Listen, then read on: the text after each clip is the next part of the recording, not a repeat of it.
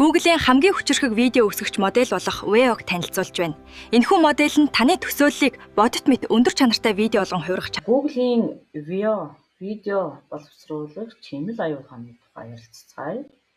За ер нь энэ програм бол найруулагчийн сэтгэлгээгээр сэтгэж ажиллавал илүү үр дүнтэй видео боломжтой. За текстээс кино урлагийн түвшний видео бүтээх шинэ 90 үеийн ийм засварлагч tools байгаамаа.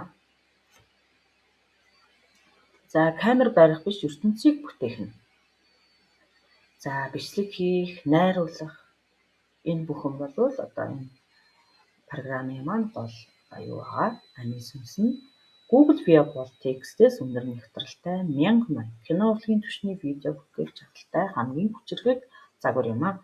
За сурагчдад зөвхөн код эсвэл текст бичих биш, найруулагчийн сэтгэлгээгээр хандахыг заах нь хамгийн чухал.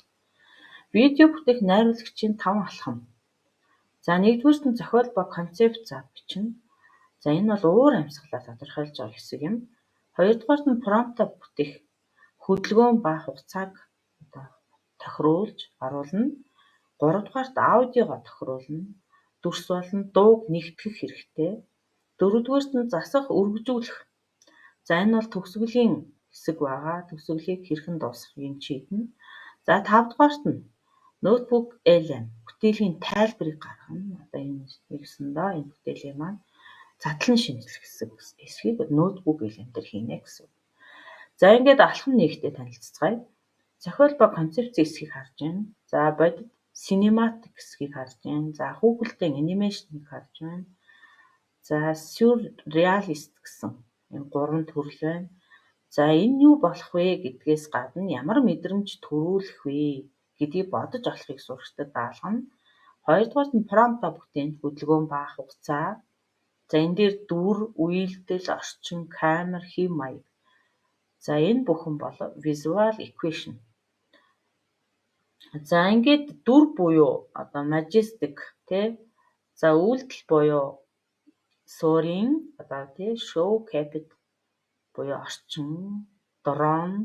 За дроноор одоо энэ орчныг авах юм уу? Дроны камераар авах юм уу? За хэв маягийн жишээлбэл ямар орчин тийм тий.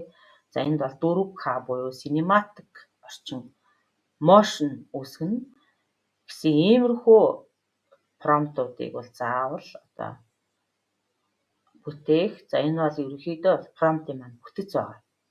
За статик зурагнаас ялгаатай видео промпт үргэж хөдөлгөөн ба хугацааг тодорхойлох ёстой байдаг.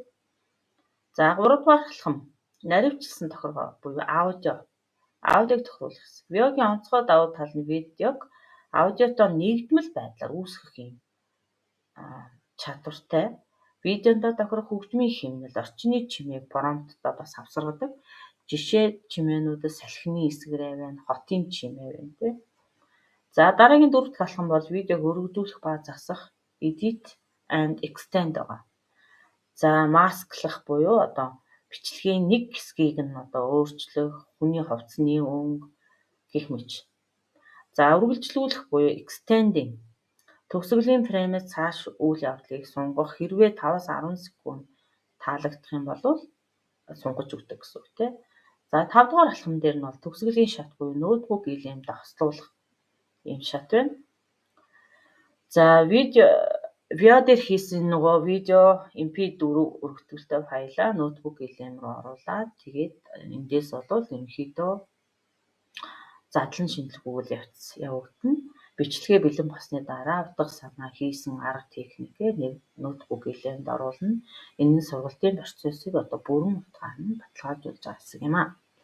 За найруулагчийн алтан түлхүүр үгсийн хүснэгтээ бүгдээр харцгааж байна. За энд онцгой анхаарал одоо бичлэгтээ одоо бодож тооцоолж хийдэг зүйлүүд юу гэхээр камерын хөдөлгөөн байдаг.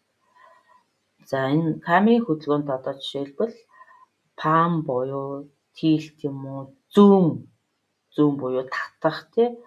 За дрон юм уу, тий hand held юм уу, tracking shot юм уу гэх камерын хөдөлгөөнүүдийг заавал тодорхойлж өгдөг.